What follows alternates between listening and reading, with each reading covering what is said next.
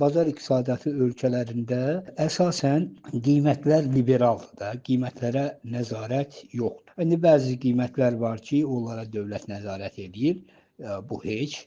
Yəni Tarif Şurasının tənzimlədiyi qiymətlər var. Amma digər qiymətlər tələb və təklifin təsiri altında formalaşır.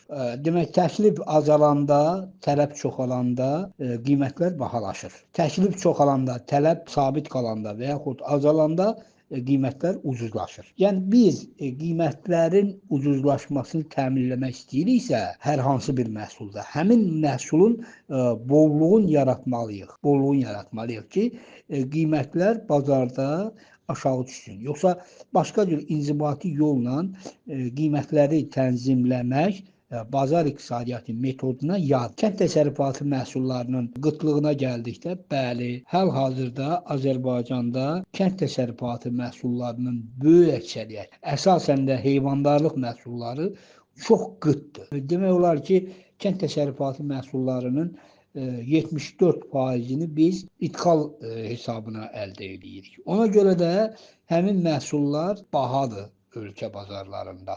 Yəni bu qıtlıqla bağlıdır, bu doğrudur. Amma qıtlıq səbəb deyil. Səbəb başqa şeylərdir. Səbəb kənd təsərrüfatının Azərbaycanda köklü problemlərinlə bağlıdır. Məsələn, biz konkret məhsulun qıt olmasının və ondan dolayı da baha olmasının səbəbini müəyyənləşdirə bilərik. Məsələn, ət niyə qıtdır və ondan da dolayı niyə bahadır? Ona görə ki, 2000-ci ildən başlayaraq bələdiyyələr fəaliyyətə başlayandan sonra biz örüş ərazilərin zəbt elədik, satdıq. Bələdiyyələr bir tərəfdən satdı, onun ardınca gəldi, aqroparklar yaradıldı, həmin aqroparklar örüş sahələrində yaradıldı, dövlət fondu torpaqlarında. Onun ardınca pambıqçılığın inkişafına başladıq biz, pambıqçılıq inkişaf eləməyə başladı, pambıq sahələri harada salındı, tarlalar harada salındı, otlaq sahələrində salındı və belə-belə demək olar ki, Azərbaycanda otlaq sahəsi yoxdur. İndi bazarda görünən ki, təmin eləyəcək heyvanlar qapalı şəraitdə saxlanılır.